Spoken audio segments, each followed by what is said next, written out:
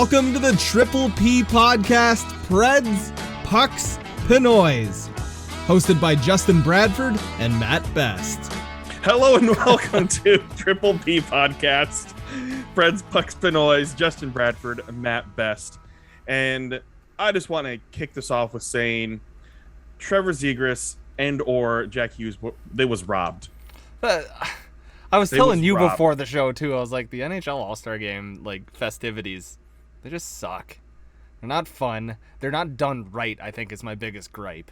And everyone has their own definition of, well, what's right? Well, when Trevor Zegras doesn't win with that goal that every NHL player is going to look at and go, wow, I wish I could do that, and right. Alex Pietrangelo wins without scoring a goal, you're going to piss off, A, your hockey fans, and B, the betting culture, too. So, question on that then, the betting culture. Is this the kind of thing because live during the event, people were placing bets on who would win while the event was happening, or was this a pre-placed bet based on what they thought with skills? Pre. Everything was pre. The accuracy was pre. Every single event had their odds before, and Zegras was one of the favorites. And then that happens. And then the biggest underdog wins after not scoring a goal.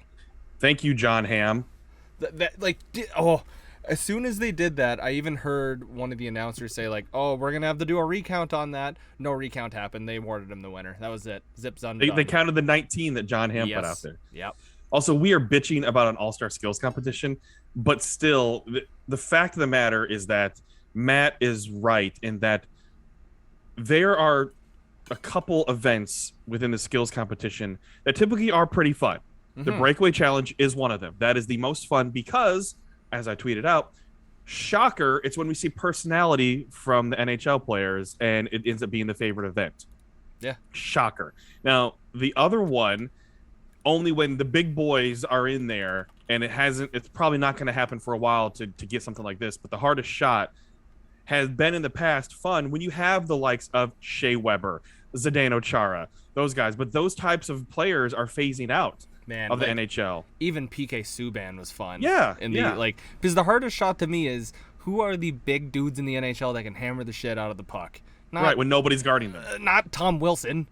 No. I don't give rat's ass about Tom Wilson participating in this. No. Yeah, he's the kind of player that everyone hates, but give me the days of Sheldon Surrey, like you were saying, and those kinds of guys. Yeah. The guys that hammer the puck and you're like, oh, it could go through the net at any point. That's what I want. This is where, and so we're not going to spend too much time on it because it is just an all-star game. Yeah. But in terms of rankings, Matt gave out, we were talking in DMs, I think he was very accurate in terms of all-star events, in terms of what's most fun for fans. And you had the NBA first, MLB, NHL, then NFL. Because the NFL one, that is meh. Because the NHL has so much potential. Yes. That's the thing. Whereas there's potential. The NFL one, they don't really give a shit.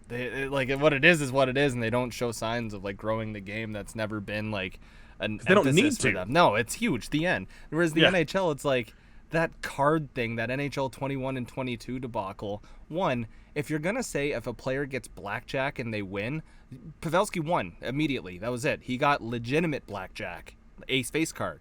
And then they're like, no, we're saying blackjack is 21. It's you're in Vegas. Why don't you get the gambling rules right to begin with? But yeah, to go back to the rankings, NBA does it right because they let all of them talk. All of their personality is there. Right. All the big stars are courtside. They're all there talking to each other because the NBA the culture there is much better than almost any other league. Personality. Personality is key. The dunk competition is fun. The 3-point contest is their worst thing, and it's fun. Right. There's so many things that they do that are fun. The All-Star game in itself, too, is also kind of fun because it's another skills comp. Whereas the NHL All-Star game is I'm going to take a weak wrister. The end. Yeah. And then, I don't want to hurt anybody because I don't want anybody to hurt me. And then for baseball, the home run derby is a classic. Everyone loves the home run derby, and that's basically all I'll say about MLB skills comps. But that's enough, though, because people would buy a ticket just for that event. It is bucket list for me to get to a home run derby. I don't even care if I ever get to an NHL All-Star weekend. It'd be cool to just go hang out and party in that city, but the fact that I said that and not it'd be cool to go see the events, it tells you something in its own. Now, here's the thing, though, what I will say when it comes to NHL All-Star. In person, It's a way better product than on TV.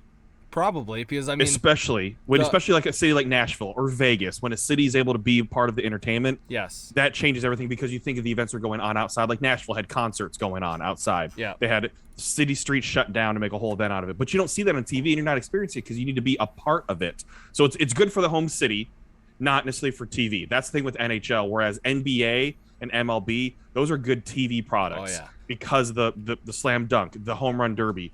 Very little of NHL All-Star Weekend is really good product for TV, but it's great for fans in-house. It is great for hometown fans, and that's what it should be marketed more towards, as is an event for that city more than anything else, because it's growing the game.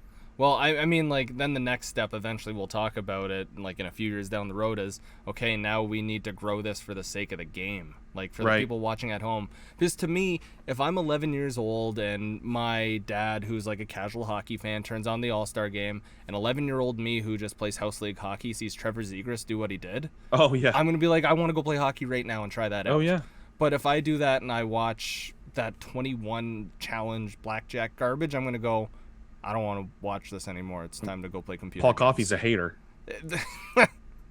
Coffey's a hater. No, and so in the thing for me too, when watching that event, it shows that I would rather them have more special invitees based on the specific skill competition than just have only people that made it to the actual all-star team compete. Because that's how you're going to have a better hardest shot competition.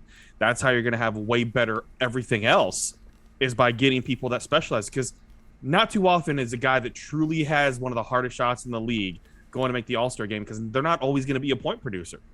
They could have the hardest shot, but they're lucky enough that Chara and Weber would make it. And obviously Victor Hedman does have a hard shot, but there's bound to be someone else out there on the blue line that probably has a harder shot than that, but we're never going to truly know because they're never going to make the All-Star game. So I'd love to see more special invitees where it's catered to that. Now, the players won't be for it because they love their vacations. Yes. And I understand that, but for the event. Just do what the NBA does. Have your invitees for the dunk competition and the three-point and the skills, and then have your guys in the All-Star game.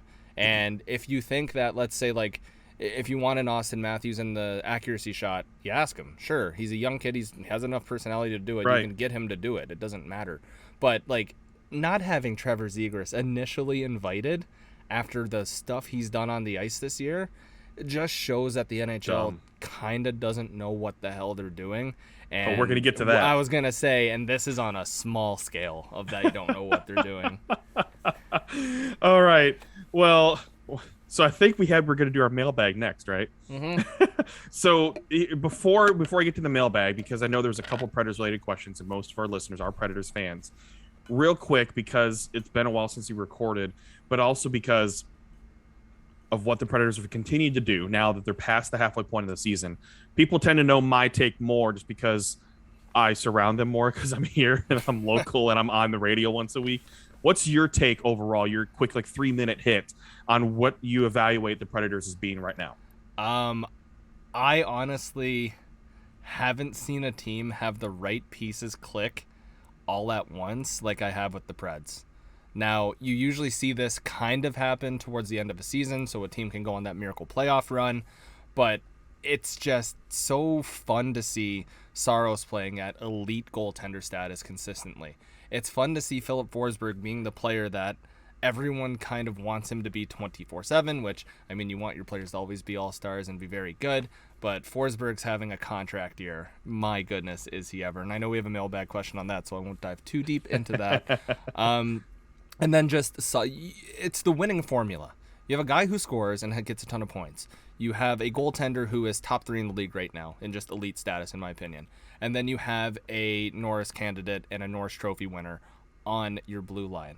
And then you have your depth. Then you have the perfect guy like Matt Duchene, who is scoring goals out of nowhere. You have Tanner Jeannot, who is having a breakout season. Everything that could go right is going right, and everything that has gone wrong has been minor. Myers not working out has gone wrong. It's minor. That's not a big deal. Mikhail Granlund's been fantastic still. All these guys are just performing. There's been no problems whatsoever. Also, there's been no major I word that I don't want to say to jinx the team. Careful. Yeah, so to me, it's good to see them doing this well.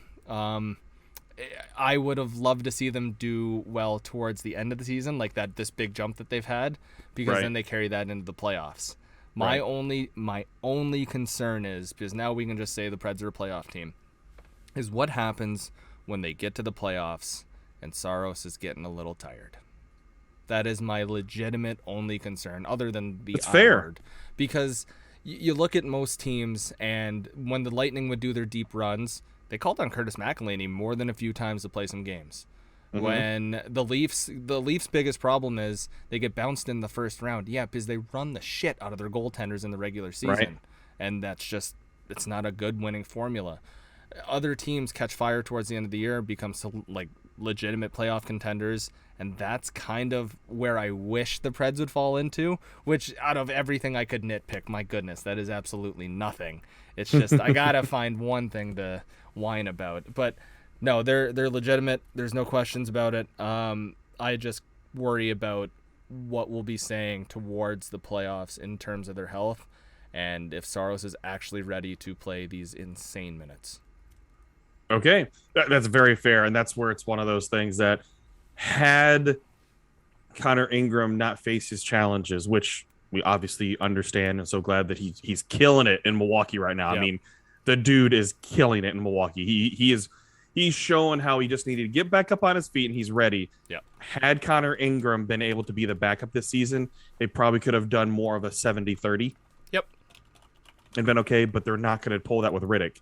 And it was surprising to me that Riddick even got a start at home. Like, what? Because the back-to-back, because the opponent they played the previous night, like, you understand why Saros started the previous game. But still, Riddick is not going to get many home starts, and it's going to be curious to me to see how they handle that the rest of the season. Now, what helps, because I know you have something on your mind, so keep that on your mind. What helps, though, is February is a very light month for the Preds. That's going to help so much because they played so many games compared to some other teams that have not. That'll help them in the long run. Granted, everyone's schedule is compressed for March and April, but that really helps the Predators this month to have so many breaks and days where they can actually practice and have days off after those practices too. I've figured out why everyone loves Dave Riddick, by the way. His personality? No, because he comes up with one huge save a game. Oh, Big Save Dave comes up with one huge save a game, or one huge save a game. It happened in Calgary. It didn't happen in Toronto, I promise you that. But it happened in Calgary, and it's happening here in Nashville again. But when you look at his numbers, he's not a good backup goaltender. No. Like, his save percentage, I'm looking at it right now, is .882. And I always go by the Curtis McElhinney standard, which is, I think, is .903 as a save percentage career-wise, or .903 or .906. I don't know off the top of my head. But that's where you want your backup to sit. Like, close to a 3 goals against, so you need the offense to score 4 goals for your backup, which is completely fair. But you can't have a save percentage of .882. He's just been lucky that the team has bailed him out more times than not. That they scored goals for him. That's it. That is literally it. His Big Save Dave is not good. But I also think you have to leave Connor Ingram in the AHL.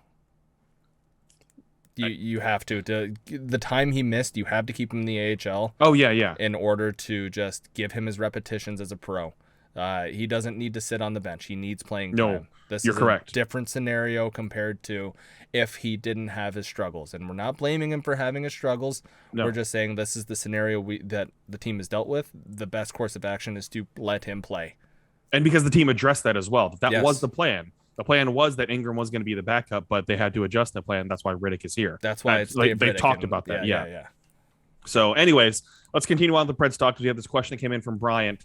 And I'll add to this question as well, because I want to see your thoughts, because I know Robbie Stanley, 1025 The Game, put out a question in terms of Forsberg contract. But I want to see your point of view, especially from an outside of Nashville point of view, because when you're inside the box, you tend to look at things differently from outside the box. It's just natural sports fan. That's any sport. So just not blaming anybody. It's just natural how we look at things. But Brian asks, is Filip Forsberg transcending into the type of player we always knew he could be, or is it just for the dough?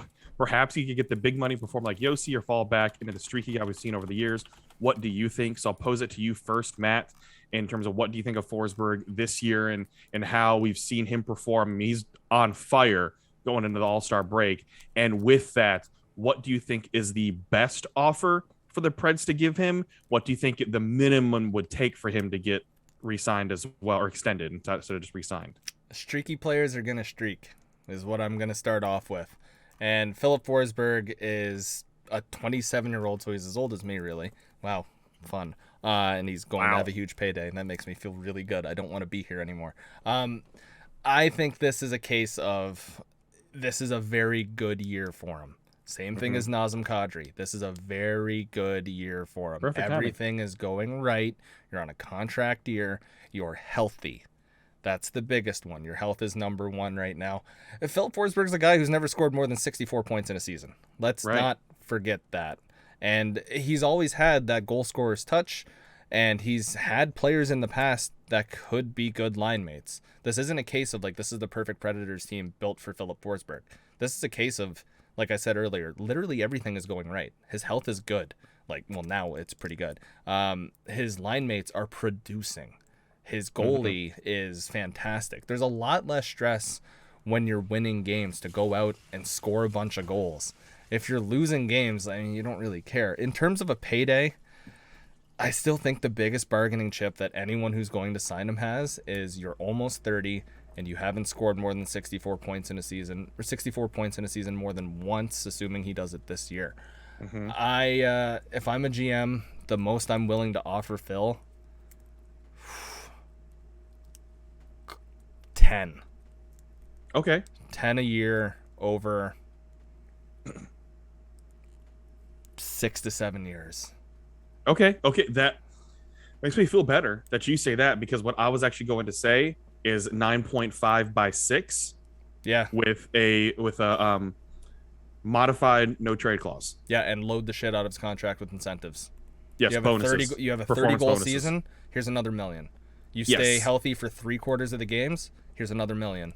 And all that needs to go in his contract. The biggest thing that's hurting him is the fact that he's never had a season like this before, that one that he's currently in. His health has always been an issue, and that's just not something that GMs are going to go, yeah, but he was good this year. Like, it's just not. It's not how it's going to happen. The same thing for Nazem Kadri. GMs aren't just going to go, well, you didn't get suspended this year. All that stuff follows you. It's just like if you have a bad grade in high school and you try to apply to something, it follows you. You're screwed then. It sticks with you. If he had, let's say he had 2 70-point seasons, even if it was 71 points, I'd comfortably give him 11. Like 11 or 70 12. just looks better, doesn't it? 70 looks so much better. It looks so much better. And it shows that you kind of stayed healthy for most of the season too. It's a different level when you get to 70 because you're so close to being a point per game player. Yeah. That you might have had an off streak of 3 or 4 games, maybe. So I was talking to Kyle too about Forsberg, and we were talking about like, oh, David Poile needs to re-sign him, and I said, yeah, he needs to re-sign him, but if I'm Filip Forsberg, I don't give a shit. I'm playing the market.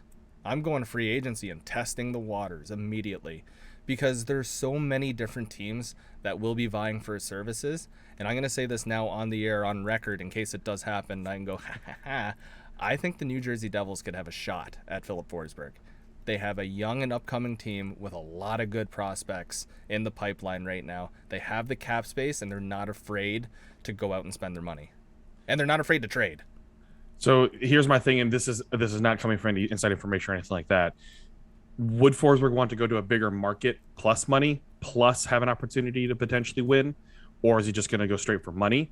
Also, I mean, he tends to like it here as well, and the thought process going into the season was evaluating the team where they're at to see if they're closer to championship. What we've seen is they could truly reopen the window in 2 seasons, maybe even next season, if they do things right, that they could be an actual team that, hey, they make the playoffs, they're a contender. Again, anything could happen this season. You never know in the Stanley Cup playoffs, but you're not seeing that already. It's still small sample size. Right. Yes, they're a playoff team right now, but I don't see deep run. But is that part of the evaluation process for a player like that of how close is this team as well? See, you can take all that into account, but then I can just bring up the Canadians of last year. Okay. Like, they ran all the way to the Stanley Cup final, and then everyone was like, oh, they're going to finish top 3 in the division. They're fucking terrible, is what they are. And people thought, oh, free agents are going to flock there. No, like, I think if I'm an NHL player and I'm not one of those unique guys that holds super loyalty to my team, et cetera, these guys at the end of the day are going to chase paychecks because they're looking for generational wealth for their family. That's literally what it boils down to. You can take a $500,000 paycheck. So let's say the Devils offer Forsberg 10.5 and the Preds offer him 10. Probably going to go back to the Preds. Like, there's a good chance there. But if the Devils go, we're going to overpay you and give you 11, he's probably gone. Like, that's just how I see this playing out. He knows his health isn't the best, so he's going to cash in where the money is right. Because $1 million extra over 6 years per $6 million. That's a lot. That's a lot of money. That's a lot of money. Like, on paper, like in 1 year, because we don't make millions of dollars. When we look at it, it's like, 10 to 11, whatever. But to have $6 million, if I told you right now that you could have no $1 million after 6 years or $6 million after 6 years, you're probably taking that $6 million. I honestly think that Forsberg has a 50-50 shot of staying with the team or leaving. And it feels like a cop-out answer, but I just can't draw any comparisons. Okay. It just feels different because Victor Arvidsson, his best buddy, gone. Like, Calle Jarnkrok gone. But Matthias Ekholm did extend before the season started. But is that enough for Filip Forsberg? Is one Matthias Ekholm enough? Where, like, if the Kings come knocking, go back and play with your buddy, go have Byfield, go have all these young guys to go play with, like, that's a great scenario. Go have Cal Peterson be your goalie too, who reminds me a lot of UC Saros when Saros was younger, except size is a little different. But those are the things that I would think of if I'm an NHL player. It's like, do I want this window where the window has always been fluctuating, or do I want to go to a young team and have a bit of excitement, like the Ducks, all these young teams? People are going to want to go there. All right. Okay, next question. Let's go to Berserker. Asks, in your opinion, what are the top 3 NHL arenas to visit? I want to see more road games, so I'm going to try and plan some vacations around it. I like this question. I like it a lot. Should we go 3, 2, 1? I cannot give it in a particular order. It'd be too difficult for me. I could just give 3. Okay, well, give me one. Okay, one's going to be Vegas, and it's because of the atmosphere, the show, and people are like going to roll their eyes, but it's fun. Mm-hmm. It's right on the Strip. You walk out, you're right there at New York, and plenty to do right there. It's fun. I'm not going to include Nashville, so I'll just say that because I'm That's Nashville fair. homebody. Yeah. I'm not going to include Nashville. I do that whole thing. If you can't include your home, well, I'm not going to. You know what's awesome to experience a game in Nashville. I don't need to tell you that. So yeah, Vegas, and also as a media member, the press box is freaking phenomenal. They have little cubbies to store your bags, hooks for your coats. They take care of you there. It's a lot of fun. It's they put on a show, and you may roll your eyes, but you're gonna have fun at a Vegas game. I like that. The Bell Center is iconic. Like, you look around the league, and it's like, where are the historical hockey arenas? You got MSG, you got Bell Center, you have all these different places, but the Bell Center just has that feel to it. Go to a Bell Center game, or a game at the Bell Center when your favorite team isn't playing, and go to just watch the Habs fans. Don't go when they suck, though. Not fun. But going there, I've gone there for Leafs against Habs, and I've gone there for just Habs against, I don't even remember who it is. The atmosphere is incredible. The place is incredible. The people are people. It's a good. You go to just say you went to the Bell Center, and it's not like it's an old dingy arena kind of thing. It's fun. It's nice. It's new-ish, like, in terms of its modernization. And it's in a great spot in downtown Montreal. So Bell Center was going to be one of mine, even though I've never been there. That's one I want to go to. Right. Because of tradition, because of where it's located, because of everything. And now the word comes out that they may have to move the draft again from Montreal, depending on COVID restrictions. So I may just plan on not even making plans for the draft, because who knows what's going to happen this year. But yeah, Bell Center was going to be one of my top 3 because I want to go there. There's so many great things. And because I hear the hot dogs there in that arena are freaking phenomenal. And the Molson beer there is, like, it feels really weird to say, but the beer there on tap, it just tastes a lot different compared to other, like, sporting event beers that are on tap. I don't know why. It's just very good. Does it have a little more of that? Oh, wait. It does. Like, going to the Bell Center is the best because you can go to get smoked meat before the game. You can go get your hot dog at the game, and then you can leave. And the nightlife in Montreal, I promise you, is almost on par with Nashville's. And people don't realize that. It's wild. And they have public transportation there. They do. Just have Google Translate ready is all I'll say. Oh, well, yeah. I mean, when I was planning for the draft, I did my research. So I wanted to stay in a more English-speaking, American-friendly neighborhood. And for reasons, not that I didn't want to, because I took French in high school, so I know a little bit. Tu parles un peu français, oui. Comme ci, comme ça. Ah, oui, oui. So I know, not like conversation or anything. I can understand a couple words. I can read a couple words. I could do enough to at least find my way around. Yes. More than anything else, but still want to go. We're a little more friendly. So I was booking in Ville to Notre Dame, and right off the subway. So I know I could just take the subway, boom, and get to the Bell Center. That's what was important to me, would be off the transportation system so I could get right there.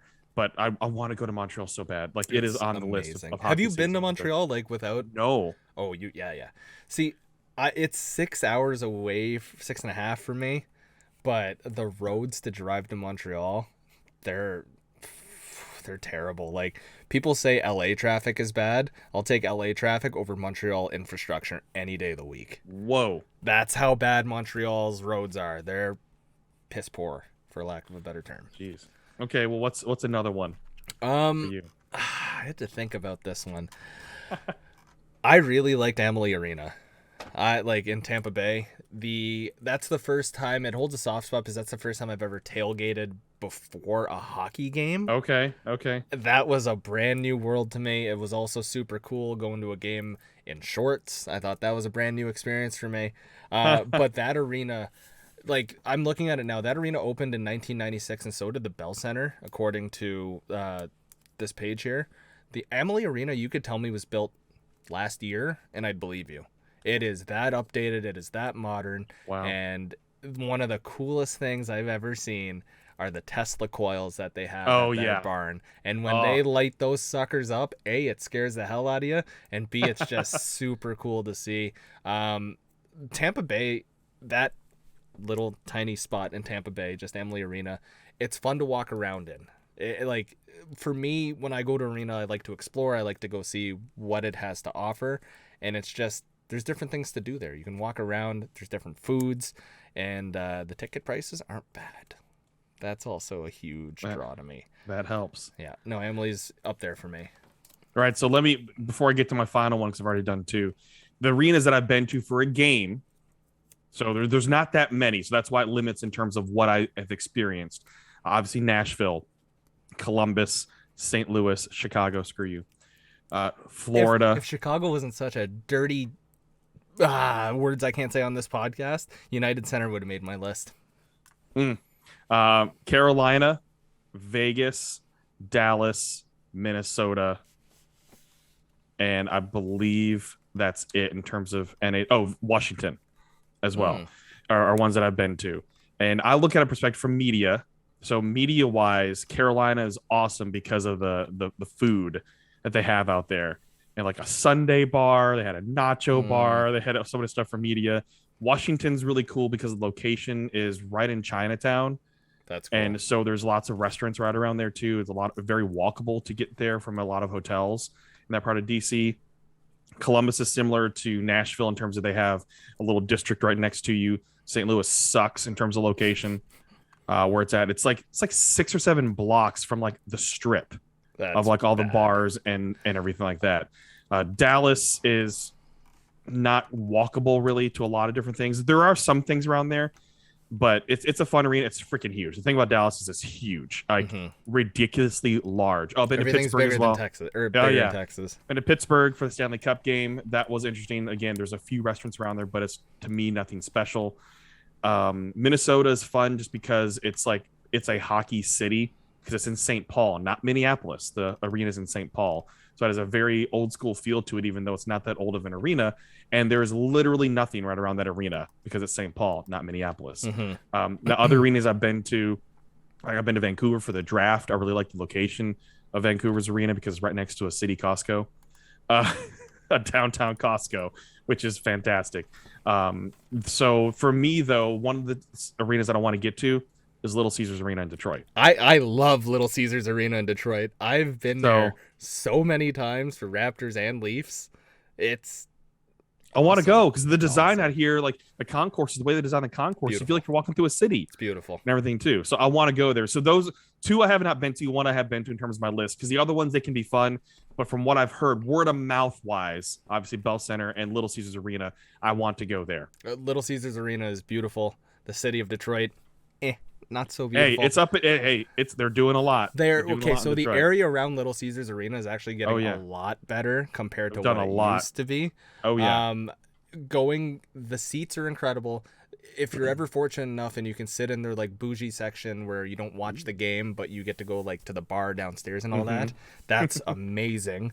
On the very top of the arena, they have like all these different light panels, and then they can change the color of each individual light, and there's hundreds of lights up there, so it's just cool effects during the game. They have a bunch of, and this sounds like I'm just talking about all the bars, but they have a bunch of bars in there where you can just buy a ticket to enter and then go sit up at the bar and literally watch the game from a seat at the bar.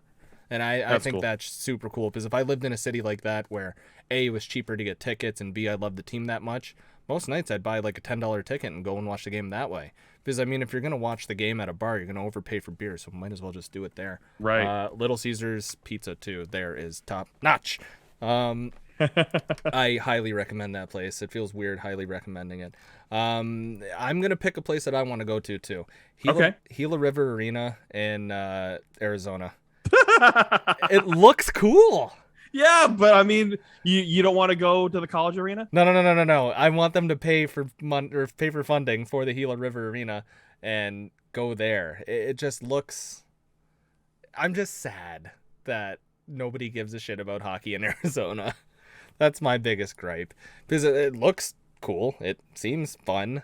It's just always empty, so it doesn't really get talked about other than the team needs to leave. But for me, it seems like a fun place. I've always wanted to go to Glendale. I think Glendale and Scottsdale are two cities in Arizona that I want to go to. I want to plan a buddy's bachelor party in Glendale or Scottsdale and go golfing there and go see all the fun stuff. But any place that has like a fun concourse out front, where there's like what a sad thing. Yeah, like people are outside and like having fun. I guess the biggest example would be Staples Center or whatever the hell it's called now, where crypto blah blah blah Bitcoin arena. Yeah, where there's like 3 or 4 different buildings around it that are like connected to the Staples Center, whatever it is.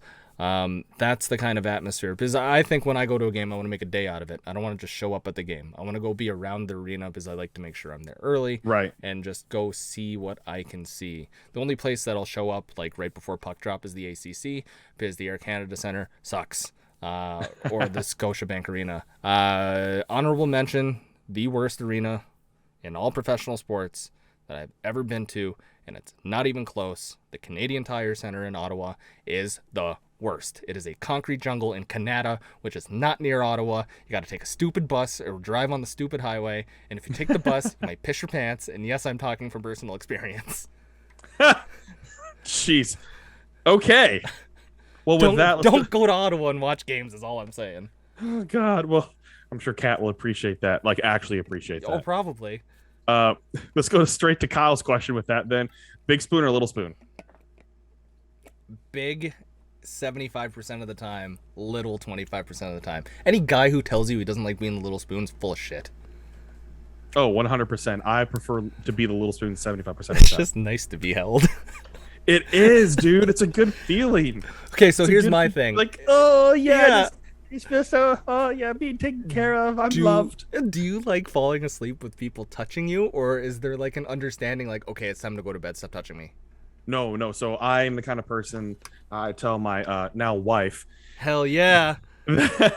that it's one of those things. She typically goes to sleep before me because she typically has to get up earlier than me for work. And when I get into bed, I just have like my hand touching just a little part that actually comforts me to be touching her, was like just her arm or her back, just something little bit of skin to skin contact. It makes me feel comfortable, and it doesn't even stay there. That's it. But it's hard to fall asleep actually being like cuddled or anything. It's the worst. Your arm falls asleep, you get super sweaty. Like, yeah, it's hard to do. But I like that. I like what you said. That makes a lot of sense, actually. Yeah. So let's go to the next question then. Let's see. Oh, this one actually comes from Daniel. What's the one thing that surprised you the most so far about being married? So I guess it's directed towards me. Yeah, I'm not married. For me, it's they get gassier after you're married. Pardon me? You guys just ripping ass all the time now? Yeah. What? That we did before. We lived together for 3.5 years, so whatever. All right, bring me. Well, the listeners haven't heard it. How was the wedding? Let's detour off real quick. How was the wedding? I know it wasn't like a big, gigantic whoopee-doo. No, it's like 16 people. Yeah, yeah. How was it? Snowy. We were scared we were not going to be able to have it because there was ice under the snow. Like we had a mini ice storm and then snow, and I'm like, oh dear God! Like it started off as rain. Mm-hmm. It's raining, then it turned into like a sleet, and then a slush, and then snow, and it snowed about 4 inches on top of the ice. That's bad. And remember, we're hilly here, and you're not prepared for it. No. So we ended up getting. Alex was able to get an extra Airbnb room, so I actually spent the night in the place, which is like an hour from where we're at, just south of Nashville, and hearing the sleet hit, I'm going, oh god. We ended up only 3 people could not make it because of weather and everything, which it ended up fine. The roads got cleared very quickly, which thank God that they did take care of the roads very well.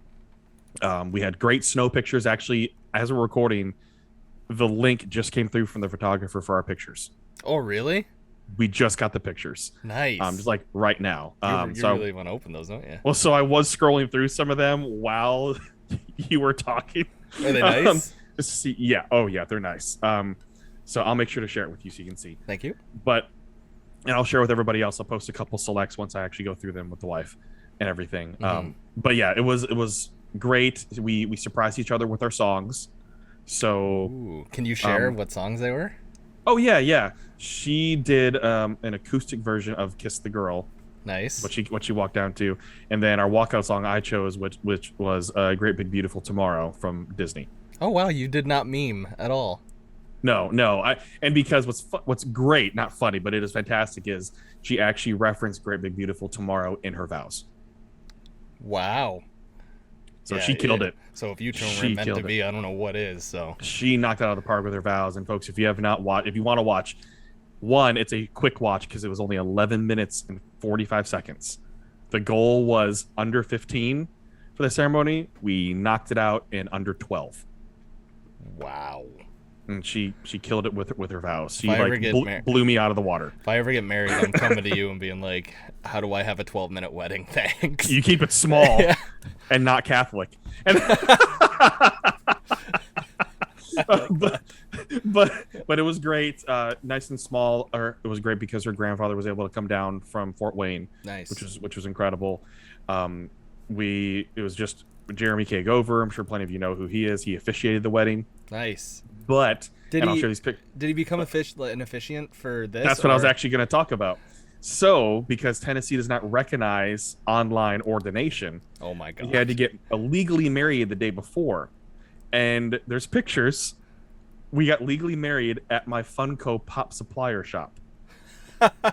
Because if that isn't you, I don't know what is. Because Wes Howard, who owns Poppin' Off Toys, which is a local store here in Nashville on Charlotte Pike, but also ships worldwide. Like a lot of you, I think, bought your Roman Yossi Funko Pops from him.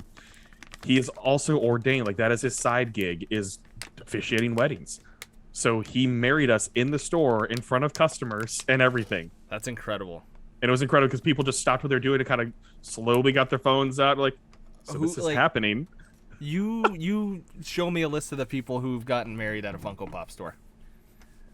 I'm sure there's few like in Hollywood or over in Washington, right? But not a local store. But like I mean, this. you give someone 100 guesses, even with you, and you're like, where did I officially get married? No one's gonna guess a Funko Pop store, even though you have all of it behind you. Oh gosh, that's awesome. And so little things. Like Cameron Gumpy, who was up there with me, he played the role of best man, as Gover was also best man, and he officiated. But Gumpy got these little figurines for us, Lego figurines for both me and Gover. The same one you see in Spider-Man. It's Emperor Palpatine with the lightning. That was a little gift, and it was awesome. Also, he spent like $15 each on them. They were not cheap, he I'm said. pretty sure I saw them on Facebook, and I think I audibly sat there and laughed. Yeah. Like, this was...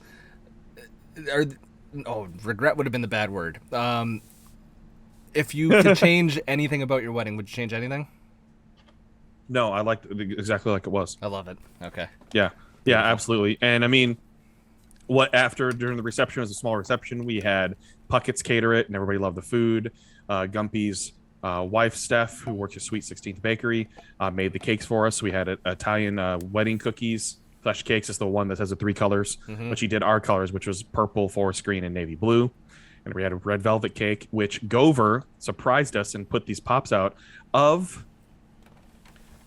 the couple from Up. Oh, did you cry? Oh yeah, like he was able to he rush delivered these because he had to order them internationally. Yeah, because mine came in just last week. I ordered them from Pop in a Box, but they were getting delayed. He found a supplier overseas and had them rush delivered, so he put them on the altar. And then we ended up putting them on the cake. That's a good touch. Like Carl and Ellie, it was perfect because Up is one of our themes as a couple. Yeah, is Carl and Ellie. So he got that done, and then as my gift to my groomsmen for Gover, I got Greg Proops. I saw those. Anyway, to roast him. He roasted the shit out of him. That was so good. And then got one of the members of the Aquabats to do a message for Gumpy because he loves ska music and loves the Aquabats. Yeah. And then for Alex, it came in a day later. Thanks, Jeff. But Jeff Saturday, former Indianapolis Colt, the center for Indianapolis Colts, who won a Super Bowl with Peyton Manning and everything, asked him to give some wedding advice. And his wedding advice was always argue naked. Because the makeup's going to be best when you argue naked. I like that.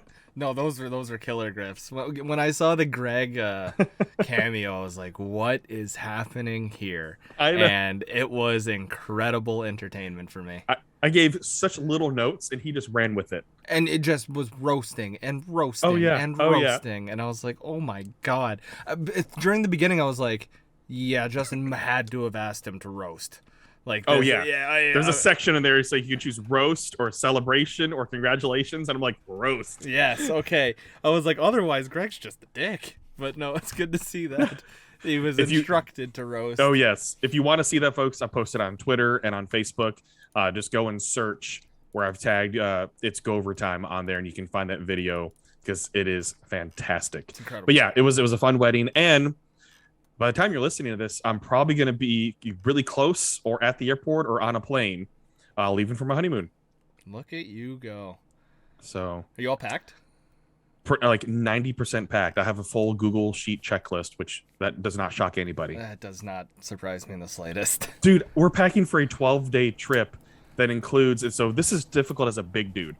Folks, if you've never been on a cruise, you typically have to pack 2 sets of clothes because you have to wear dinner clothes. And they don't have to be like fancy anymore. You don't have to wear a suit. Nice, like slacks and a button-up or slacks and a polo, things like that. It doesn't have to be shirt and tie anymore like it used to back in like the 90s and 2000s. Now they understand it's difficult. But still, I'm having to pack like shorts and shirts and swimsuits and stuff for the day, and then nicer clothes for night. So it means I have to buy a little more. I have to bring a little more shoes. I have to have different shoes for those things. And for a big dude and just men's clothes in general, like this is, I'm not trying to complain here. It's just funny because Alex wears these pretty dresses and they're beautiful and flowy and they weigh like 6 ounces. Yeah, and then we've got our jeans and it's like a pound. That's a lot. Yeah. Yeah. So I'm like, oh, and then my shoes because I have size 14 feet. Holy shit! What? So let's circle back to that. When did you become Sam Squanch? So I think around age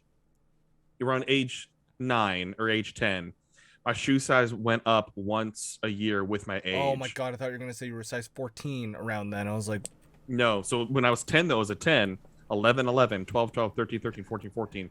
And for a time, because of the way they make shoes, I was at 15.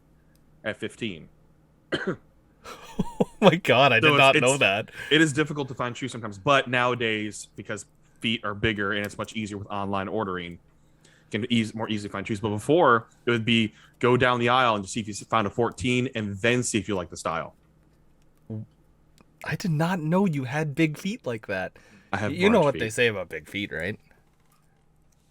Small penises? Big socks. Oh, I do stretch them out. Stretch what out? Socks. Oh, okay. But that's why it's difficult for me to find skates in a store too. Because I have to have like a size 13, 12 and a half, or 13 skate. Because you typically buy 1 to 1.5 down. Yeah. So it's difficult to find skates. Man, I thought I had big feet. I wear a 12. I thought I had big feet. It doesn't have anything on you there. It must be an interracial thing. It has to be. Absolutely. I have the biggest feet in my family. You must have the biggest feet in the Southern Hemisphere. But yeah, packing is interesting for that cruise, because then after that we're going to Disney. So then packing all the different clothes for Disney as well. And you only have 50 pounds. So I have 2 checked-in suitcases, a duffel bag, and a backpack. God. And then you're probably going to get things too. A couple things. Alex is going to have some space. I also brought another duffel bag. I'm packing a duffel bag in my duffel bag, so she might have to have 2 carry-ons. I would love to see your car filled with everything as soon as you get home. Well, that's the thing too, is like we're trying because we're going in early, a day early, just in case, because the cruise leaves on Sunday. And yes, we're going on a cruise, and right now the ship is looking like it's gonna be less than half full. So I'm very excited. About that. But we're flying in a day early, and we're staying in an Airbnb tomorrow night, and I'm going, we might have to get like one of those big Uber SUVs. And I was like, well, maybe if we went separate, it might actually be cheaper with luggage. It's like, you actually might be onto something. It might be like $20 instead of like 80. Yeah, like $20 each. You save $40 that way. Just do it separately instead of getting the big one for all of our luggage to fit. Yeah, and the convenience is you don't hang out for 20 minutes. Exactly, waiting for one. Yeah, but yeah, it should be fun, man. Should be fun. That's exciting. Are you completely disconnecting when you're on there? Or are you gonna be on your phone? I don't mean that as a slight. I just mean, like, are you gonna use your phone? A little bit, a little bit, just to keep in touch and stuff like that. Take some pictures, share some things. But I mean, it's not like I'm going to be constantly on it or anything like that. I feel it's hard to completely disconnect when you're on vacation. It is. I mean, for me, it is too, because I don't want to. Yeah. Like there'll be times like going to the spa and everything. Yeah, I'm going to disconnect. Yeah. Oh yeah, 100%. I mean, you're not going to live tweet your experience of my inner thigh is being touched. Tweet like. No. But like they have like 6 different rooms, a rainfall room, they have a crystals room, they have a salt bathroom, they have all these different types of infrared sauna room that we want to try, because that's included with our package, to go into all these different types of rooms and everything. So I want to experience that, but I don't want to be on my phone. Yeah, I could mess with that. That sounds so fun. Yeah, I'm very pumped, and we'll see if we get a free upgrade because the ship's so empty. Yeah, and because you're going for a honeymoon. Yeah, I mean, most of the people we're seeing on Cruise Critic are definitely way older than us and not honeymooners. Good. So we're hoping that we're one of the few honeymoon couples on there to get some free stuff. I even got, this just shows how excited I am. You got shirts, didn't you? No, but I did get masks, because indoors you still have to wear masks. And so I went to Etsy and got the disposable face mask with "Just Married" printed on it. Nice. On the corner. Because I want to show this off so we can get free shit. Yes. Like that's what it's about. Just like Disney, we're going to wear the buttons. So if we get a little pixie dust on, it's like, that's what it's about. Free shit. Yeah. and it's not exploiting it. It's just getting the free shit. This doesn't happen that often. Like, I want to take advantage of it. Yeah. No. Yeah. 100%. Yeah. No. Hopefully it doesn't happen ever again. Unless it's a renewing of our vows. That's the only time it wants to happen again. Or if you're exploiting it by then. You're just lying. Like, oh yeah, we got married. Weren't you here last year? Yeah, we got married again. Yeah, we figured we'd do that. But anyways, back to our questions. Only have a couple more here. Then we have something we obviously need to address some stuff. This one, let's see. Looks like Matt Bernier and Bryant both asked about the deadline and what the Preds might do there and what we see the Preds doing there. I had to address this on Penalty Box Radio Live. For me, just because I'm rolling here, what I prefer the Preds do is one of 2 things. Stand pat, because you don't need to be getting rid of any of your prospects or picks, because you're trying to reopen the window, and to reopen the window, you need more people in the pipeline to keep resupplying spots in the lineup. Mm-hmm. Or 2, you're able to solidify the blue line more by trading away a 4th or a 5th, maybe. I'd be okay with that with a full-on rental player that solidifies the blue line and the depth there, because dear God, they're letting so many shots into Justus Saros. Yes. Thank God he is performing the way he is, because there are way too many shots allowed right now. Nobody's talking about that as much because they're winning. Mm-hmm. But if they weren't winning, that'd be a number one topic right there, would be how many shots they're allowing against. Those are the two little things I'd be okay with, but I'd prefer them to just stand pat more than anything else. See what you have. This season was supposed to be more of a rebuild season. And if you stand pat, it could be something special. And if it's special, that's great. If not, then you know you have something to build on for the future more than anything else, and you didn't have to sell anything to get there. It could be sexy to go and try to make a push for a Claude Giroux or one of these other rental players, but you're going to have to give up way too much to get that in return. And it's not worth it right now when you know this team should be better next season or the season after that should. Now, you mentioned the Montreal Canadiens, but the team should be better going forward because this is the new start for this team as they got younger. I completely agree with your defense take there. Just know the difference between a cheap rental and an expensive rental. Like, Josh Manson shouldn't be on your wish list because he's going to cost an arm and a leg. For me, I think it's either stand pat, add to the D, or get a backup goaltender. Dave Riddick is not that good. If you're just tuning in now, rewind about 15 minutes, and I'll tell you why. But you need to give Saros some sort of break, or plan for the worst case scenario. You make it into the playoffs, Saros gets hurt. Then you want a fighting chance, you got to put someone other than Dave Riddick in there. You got to put somebody in there who has been tried and tested before, and who that is. You can go around the league and maybe get. Oh wow, the backup goaltending market off the top of my head is weak.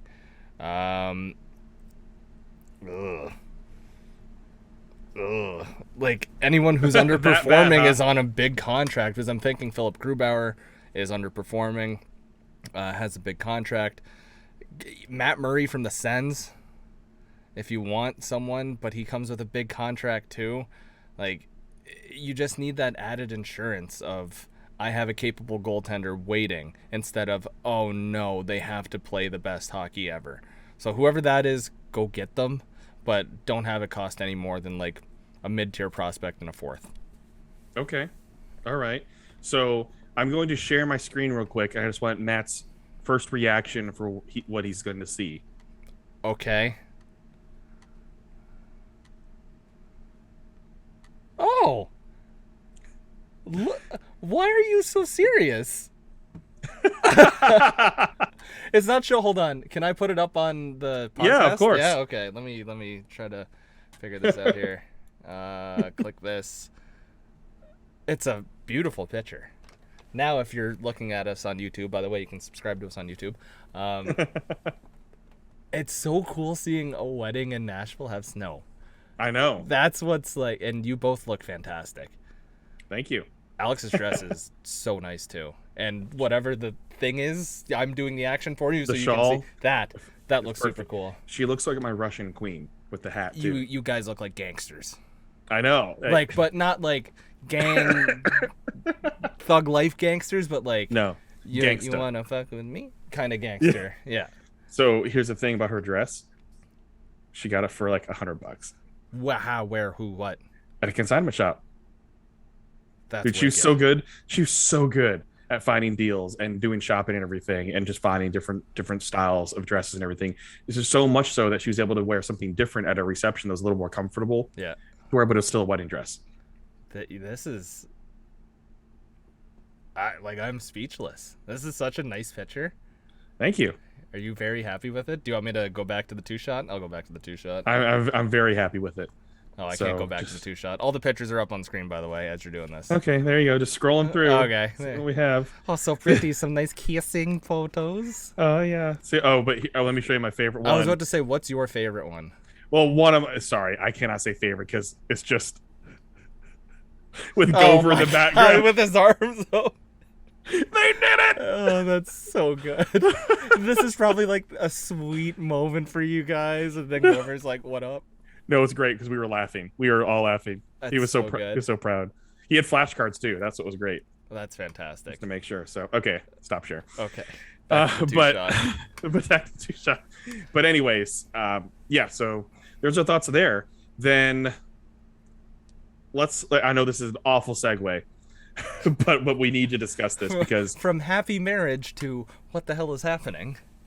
Yeah, so unfortunately I was not able to discuss this on PBR because everything was kind of happening as we were on the air or right after we were on the air in terms of really hit the internet. But I'm sure most of you are familiar with the Rocky Wirtz situation in Chicago, amongst multiple things that has happened in Chicago. I'm still so peeved. And if you've seen my Twitter, you know I'm peeved. Mm-hmm. And I am getting so exhausted, fed up, frustrated, tired, and over with the way our sport handles so many things, including racism, sexism, sexual assault, old white men getting away with all the shit they want to do, not being able to market the league, not pushing out personality, not embracing the special things that you have, and not living by the term, if you can play, you can play, or hockey is for everyone. Yeah, that sentence isn't... I'm getting so exhausted from always, every single day it seems, something is coming up where people have fucked up and other people have tried to cover it up or try to make an excuse for it or trying to say, oh, it's just an emotional outburst. Fuck that. I don't care if it was a fucking emotional outburst. Have some fucking control over your fucking language and how you treat other fucking people. I'm not laughing at what you're saying. I'm laughing. No, I know. Because I cannot control it anymore when it comes to that because I'm just so sick of it. Because it's 2022. How long has all this bullshit been happening that people just seem to be okay with it because something will happen, we'll get pissed off, and then 2 days later, it's on to the next controversy in hockey, not just the NHL, but in hockey in general.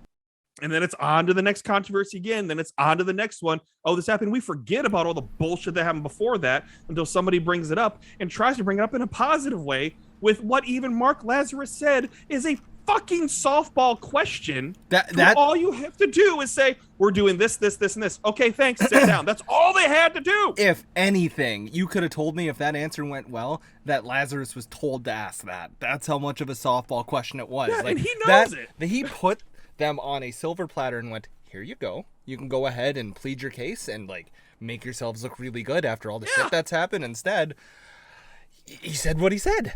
He gets berated. And he shuts up his son, who has actually been doing some work on this. They have been doing some work, but it totally disintegrates all of that with his reaction. And then what we see the next day with another lawsuit coming out from someone that's in Miami of Ohio. JD3.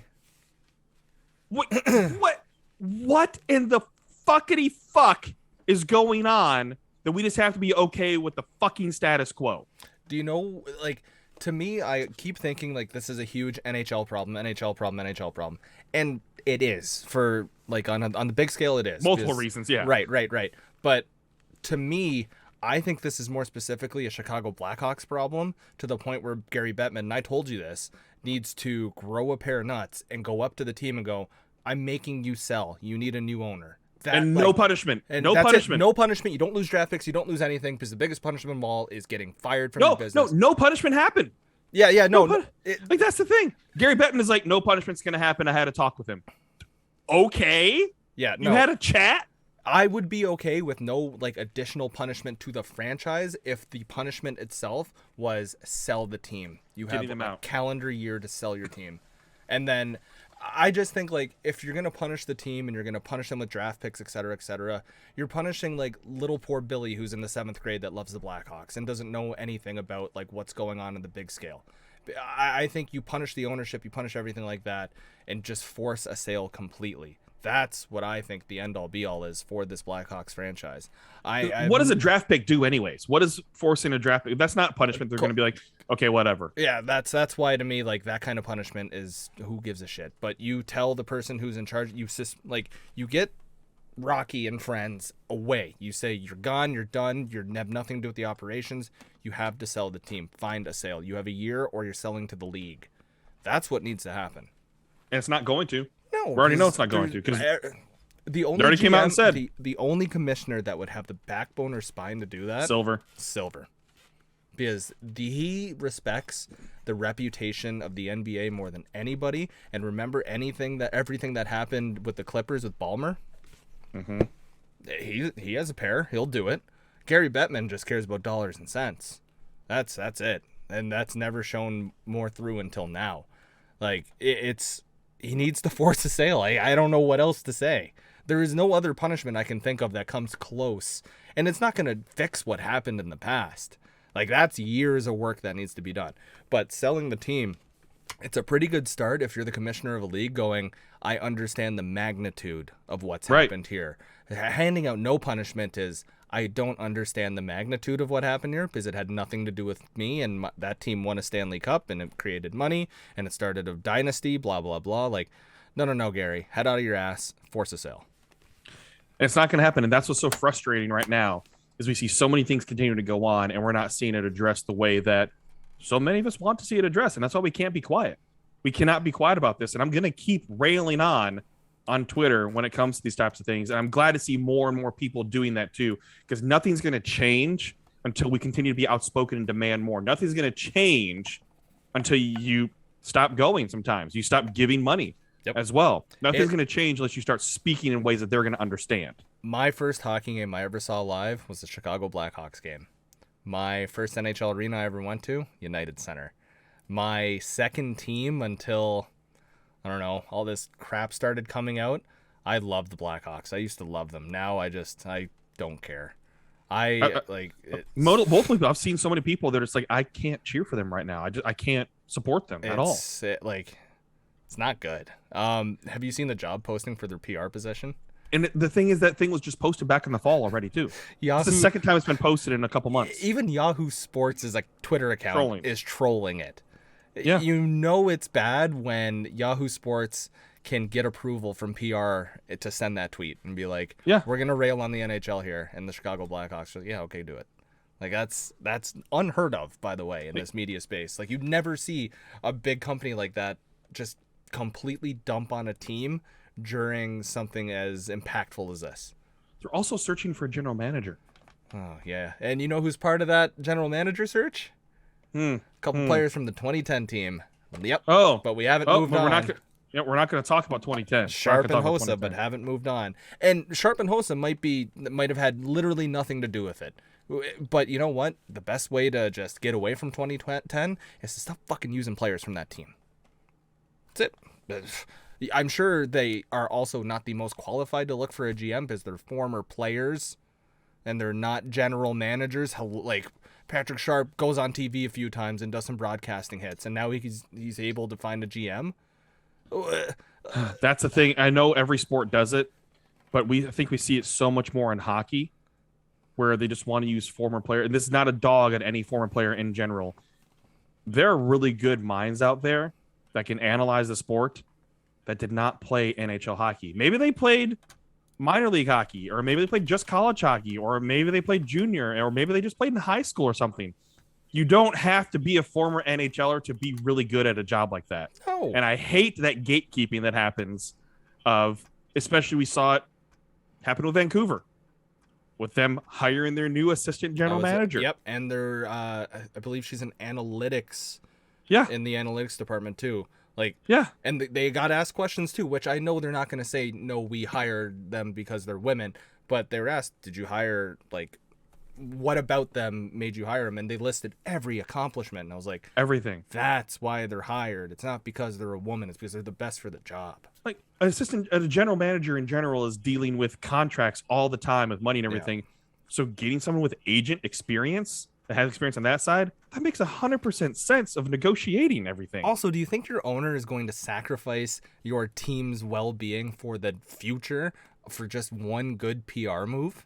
For tokenism like that? That's not happening. Like, get over yourself. You think that's going to happen, or that's why they're truly trying to do it. There's a reason why Arizona hired Young when they did, to try something different. Yes. To go the analytical route to see what would happen. I think he could have been successful if it weren't the Coyotes. The Leafs, Kyle Dubas. Right. Analytic genius from Sault Ste. Marie. And the team hasn't gotten out of the first round. I know, save it. But he's built a good team. He's created a powerhouse. They just suck in the playoffs.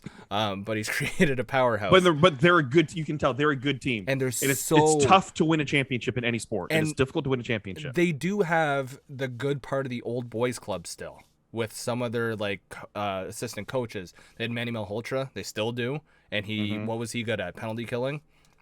Pretty good guy to have on your bench. Those hires make sense.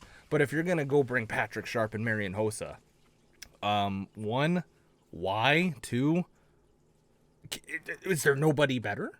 But Patrick Sharp makes sense if you're bringing him to the broadcast booth. Sure. If you want to make him your 100% color commentator or your booth person, or even having a bigger opportunity on national broadcast like what they did before, that would make so much more sense. But on what either way, away from that, I am extremely frustrated. It is exhausting to me. And if some of you have wondered why I just haven't been tweeting near as much when it comes to hockey has frustrated me. Hockey has frustrated me so much that, if anything, my outlet is to do podcasts like this and to do my radio show, to where I can actually vent a little bit and discuss all the thoughts in my head instead of just live tweeting events, because it is exhausting. It is frustrating to see this all the time. And yeah, the Predators haven't had anything going on right now and everything, but hockey in general, for right now, I just want to go play.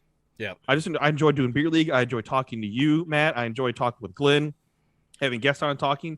But making hockey 100% of my life is not going to happen, especially when the sport itself is not trying to fix the sport itself. No. And there's so many good people out there that are continuing to fight and continue to try to make things better.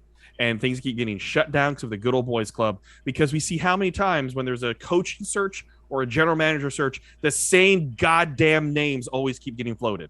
Mm-hmm. It's old coaches over and over and over again. I mean,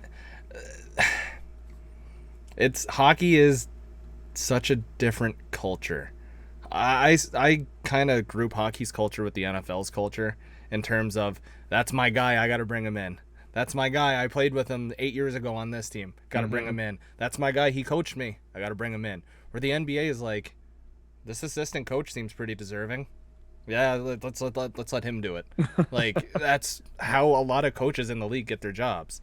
Like across Major League Baseball, this bench coach in AAA has shown that he's really good with the kids. Let's bring him up. Let's make him the coach or the manager.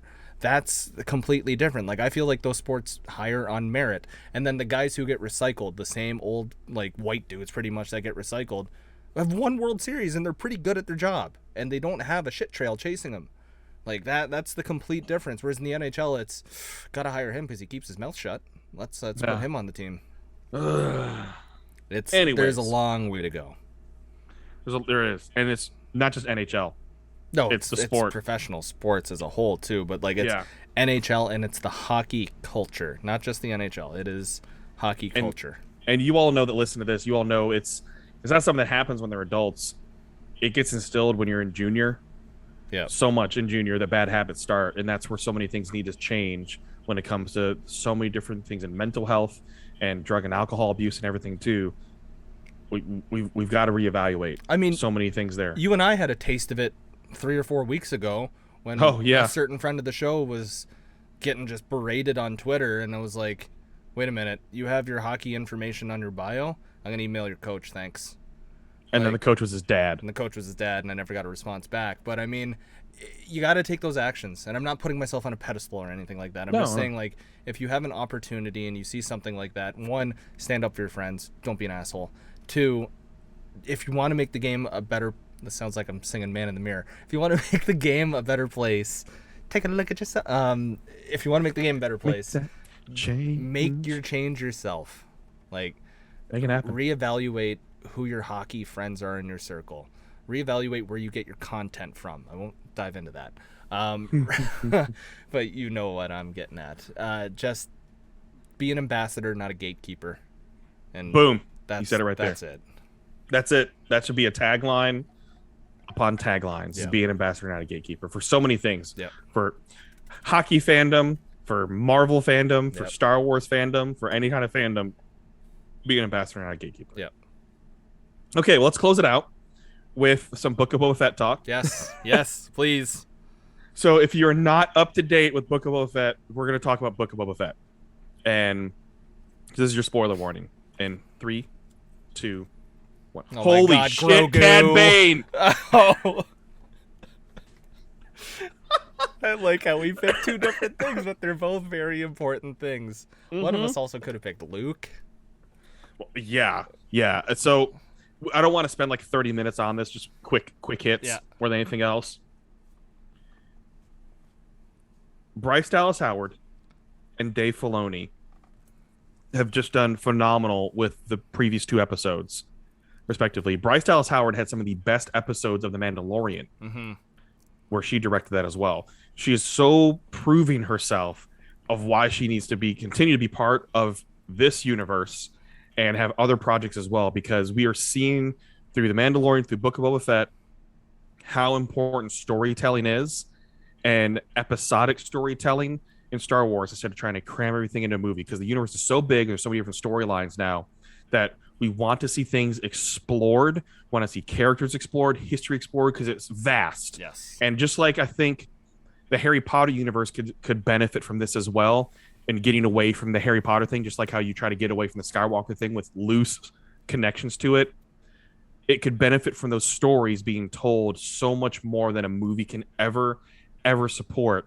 And these directors and these writers are doing such a phenomenal job of giving us that throughout all their episodes that they're directing, that they're writing.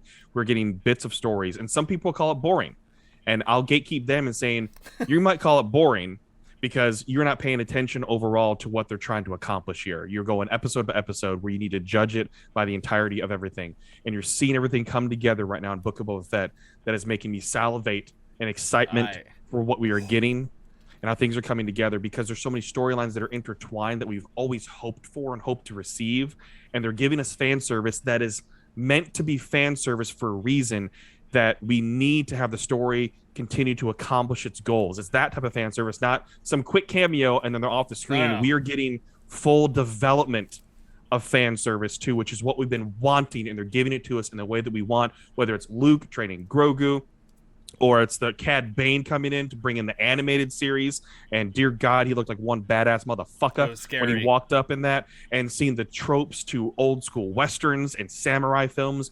We're getting all that here, which is what Star Wars is.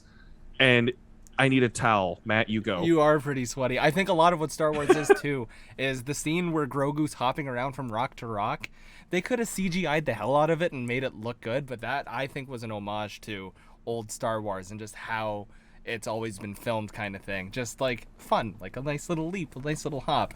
I completely agree with what you said. I think they're at the point where the movie needs to be what supports the TV show, not the TV show supports the movie. Because I think it's a lot more cool now if there was a movie, a Star Wars movie, and we got to see The Mandalorian come out.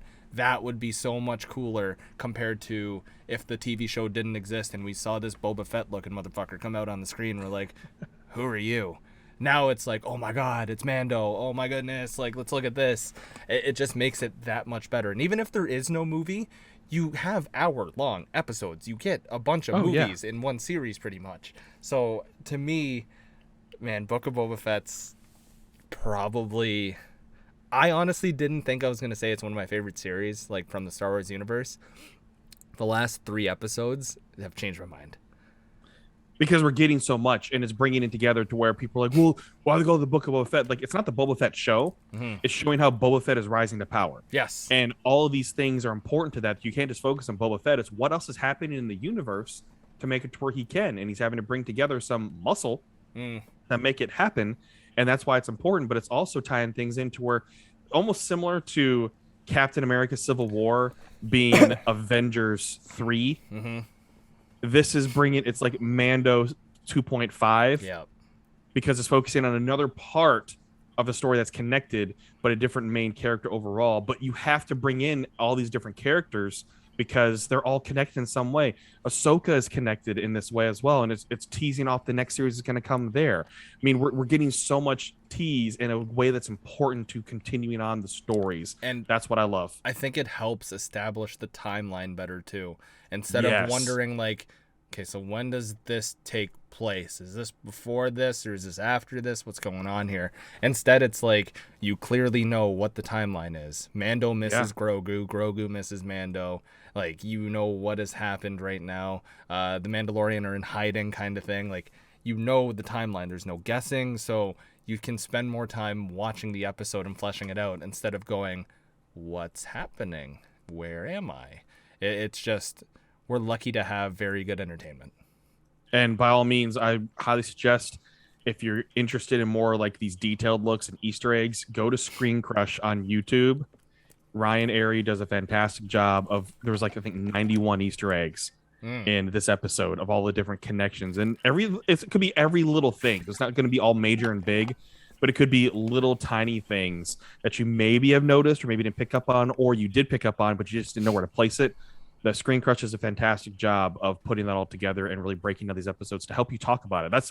It helps me talk about it because we see it and we digest it, and then you rewatch it again, and then you watch those YouTube things, and it helps solidify your thoughts to put them into better words. Mm-hmm. That's why I feel like I'm pretty good at my words when it comes to our talks here. You are. Because You put in the legwork, yeah, and I get to react like a normal fan and just go. Well, no, I'm not calling you an abnormal fan. I'm just saying like. I don't deep dive into it as hard as you do, but I love that you do it because I don't. That's me. That's just me. Yeah, but that's that's okay. Yeah, that's okay. But we're getting some fantastic stuff coming. I know we're gonna get like a full Obi-Wan trailer soon, and you're gonna have the Ahsoka series, and it's gonna continue to tie in with that. We're gonna get more because when you think about the jumps that the movies have made, we would like to know what happens between Return of the Jedi and The Force Awakens. There's so much there that could have been explored of Luke rebuilding a Jedi school before Kylo Ren destroys it because Luke didn't trust and he tried to kill Kylo Ren. Like, what happened to bring all that up? And you see the beginnings of a new Jedi school being built by the robot droids. That was cool. With R2 in charge. Like, R2's in charge. R2 shutting down when he doesn't want to talk is the most relatable thing ever. Peace out. It's the best.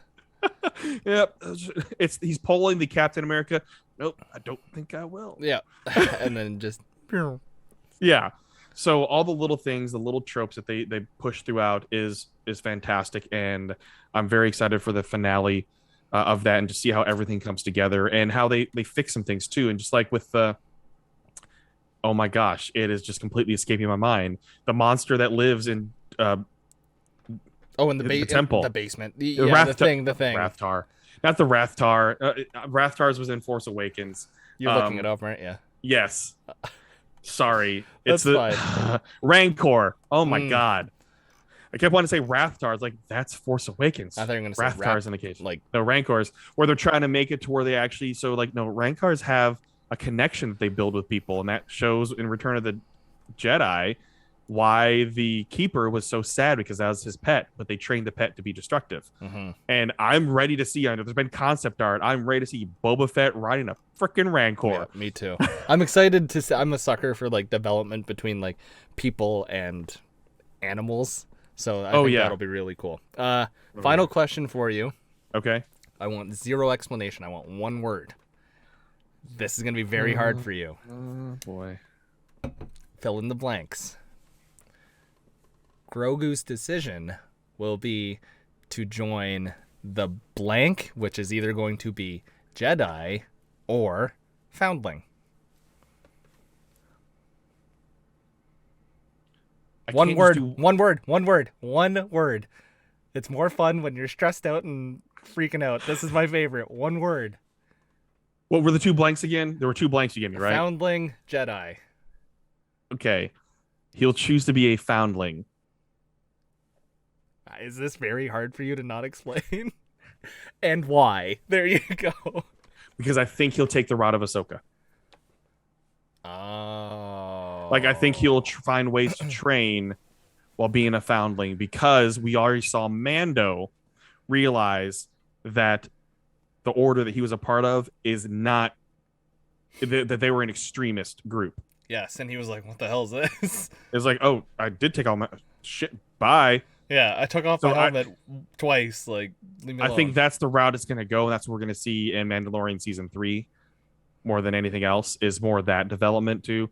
But they're setting up that way. I'd be very surprised if he chooses the way of the Jedi, because the way they're leading the story. Now, I very well could be surprised when he goes that way, but I just can't see them not tying that together because of the relationship that's been built. With what's been announced and what TV shows we know are coming and things like that, it would just be very weird if he decided to be a Jedi. It also wouldn't surprise me if at the beginning of the episode he chooses to be a Jedi and by season's end he is a foundling.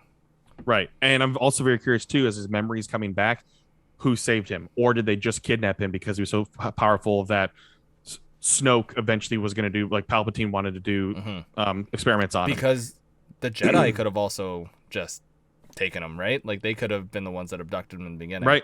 So right. I think there's a lot to unfold. And I'm glad I was going to let you explain. I wasn't just going to torture you. But I think he chooses foundling. Because Grogu's always gone with his heart through literally the whole series. Right. Like, whenever he wants something, he just takes it. He doesn't think. He takes it. And this also shows still the problem I have with the Jedi. It's always an either or. There's no compromise. There's no compromise. And what's the thing that Obi-Wan says in Revenge of the Sith? Only a Sith deals in absolutes. See, this is why we do the show. And for the hockey talk too, but for you to explain all this to me in like dumb boy terms. So they it's again about the Jedi, and what their downfall was multifactored, obviously, because they didn't have any vision. They chose to get involved in a war when they probably shouldn't have, but they handled that decision of being involved in a war very poorly. And then instead of finding a way to support Anakin, they did not, leading to Anakin's decisions the way he did because he had a personal connection, which Obi-Wan is basically like, no, well, I know what's happening. I'm just going to sweep this under the rug and just pretend it doesn't exist. I'm just going to leave it. Yeah. There's a deleted scene of Obi-Wan addressing that with Padme and everything, too. Like, hey, I know about this. We just haven't talked about it. But there's so much more they could have done with Anakin to keep that from going. He's supposed to be the chosen one, blah, blah, blah, blah, blah, blah, blah. This is why I'm such a big fan of Ahsoka Tano, is because she still practices some ways the Jedi, but she is a gray Jedi in terms of that is not left or right. Yes. It's not right or wrong. There are gray areas in decision making and what you have to accomplish. And it goes back to that, is like the Jedi deal in absolutes, but in a different way. She because she did say that you can't go see him kind of thing. But right. She's like, let me make this compromise for you. Whereas a true Jedi would have been like, no, give me this and fuck off. Yeah. Like, and so I really enjoy the way her character's been developed so much more, but it shows Luke as well, because you think about Luke and his association to knowing what made his father into Darth Vader was having personal connections. And so he's still going to go that way, but not because of the Jedi way, but because he doesn't want anyone else to have that potential to have a personal connection to go the way of the dark side. So he's still the old Jedi ways without it being the old Jedi ways, which is the problem with the Jedi. I mean, it's all coming full circle, and the problem there too is why I get frustrated with Luke. Obviously, I enjoy the character, but the way Luke's been developed and the way they're showing this, another reason why the school failed and everything too. Like, there's so many things that this is why when there's logos available to choose if I wanted, get a Star Wars ornament or something like that, I refuse to get anything with the Jedi Temple logo. I did not know you were this passionate about this. No, because they fucked themselves. That's why. Because Master Windu and his streamlined way of thinking just screwed so many things up.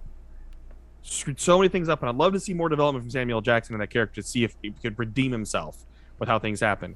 But the Jedi screwed themselves over, and they are the own reason why they failed. I like this because now I'm going to watch everything with a different perspective. You seriously do, because it shows why they were flawed, and Jedi were not supposed to be perfect, and they were not perfect.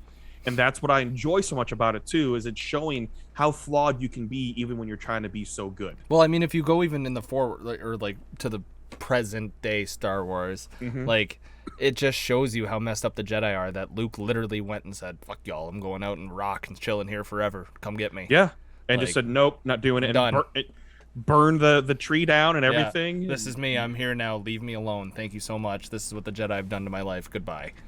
Yeah, Like, because there's so many flawed teachings there where if you address it more the way Ahsoka does, that they could have been successful and still could have thrived and still could have been one with the Force more so and lived with others if they would have allowed more for personal connections. And shoot, I mean, I don't even want to go here, but you can kind of see that way just in different churches, where certain churches allow certain things, certain churches don't. And not saying that either one's right or wrong, but you see how there's different ways how you can have personal connections in different churches. Like certain pastors are able to be married and have children, certain ones are not, and depending on what segment of church you're involved in, and all those different aspects of it, and how extreme you want to be. Or certain churches allow for multiple connections. So there's so many different ways that it's been tied into. So George Lucas did a phenomenal job developing this, and now great people have taken over, like Dave Filoni, that understand the lore and want to take and build that story. Because please, just let George Lucas just be a contractor for advice and not writing anything. yes, because it just doesn't fit with today. Right, but Dave Filoni is a genius, and he deserves to have everything Star Wars that he wants to have happen. And yes, I'm very passionate about this because I enjoy talking about it, and I know other people hopefully do that as well. Yes. No, Yeah. I'm very glad to have you in my life to break down Star Wars, among other things. Yes, go watch more things with a different point of view now, and especially watch Clone Wars.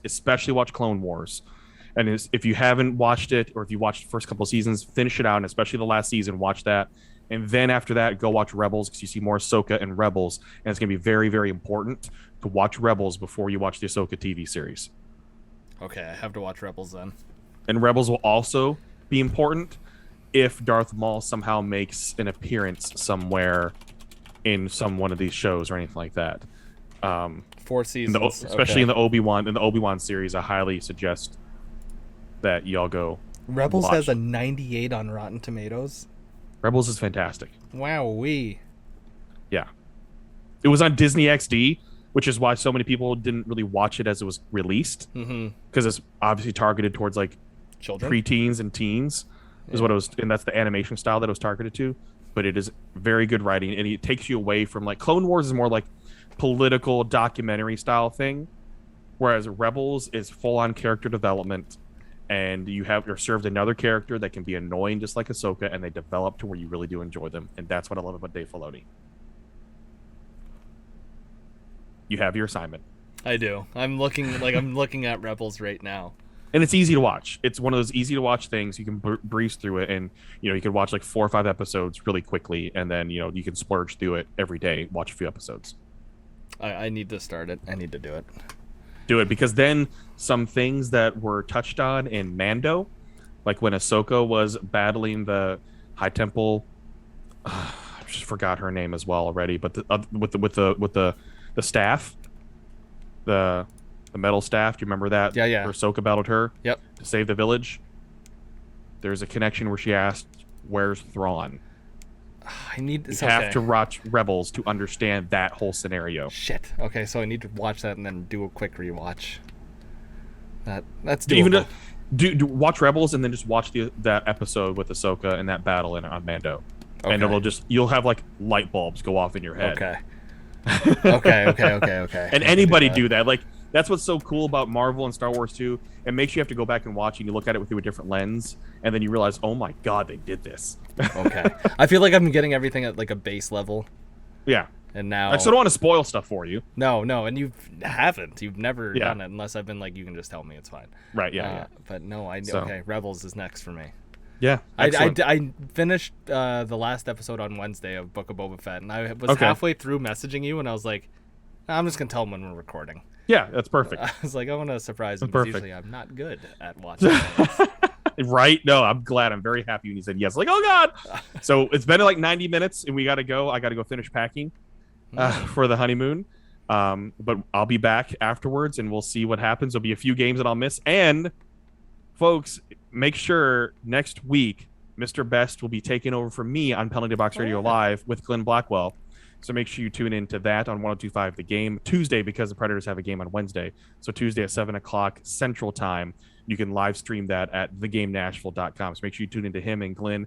And I don't have any idea who he has on for guests or what he has planned, but I fully trust him with everything. Thank you. Hopefully that he's going to have a kick-ass show. So I'm very excited to listen to that when I get a chance to On the Boat. I'm quite excited. I'm very, I was super thrilled when you asked me, and I'm glad I can make it work. So I'll make you proud. I'll make you proud. Thanks, dude. And you got my email, right? Yeah. I got to ask you a couple questions after the show. I was waiting. Sounds good. Yeah. All right, folks. Well, for Mr. Best, he's at Best of Matt on Twitter. Follow us on Twitter at @PPP Podcast _. And I'm at Justin B. Bradford. You'll see lots of vacation pictures over the next 2 weeks. Yeah. Have a great night. Bye. No vacation here. Bye.